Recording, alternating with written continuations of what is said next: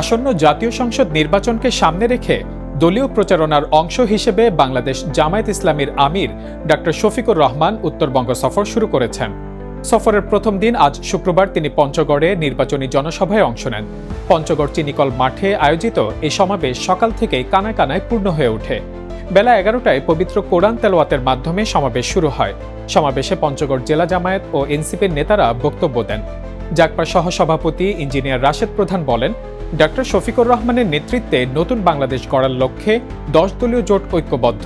তিনি এই সময় 64 জেলায় বিশেষায়িত হাসপাতাল নির্মাণ ও কৃষকদের জন্য সুদমুক্ত ঋণের প্রতিশ্রুতি তুলে ধরেন।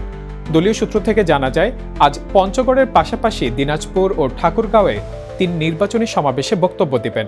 সফরের দ্বিতীয় দিন শনিবার রংপুরে আবু সাইদের কবর জিয়ারত শেষে জনসভায় অংশ নেবেন জামায়াত আমির।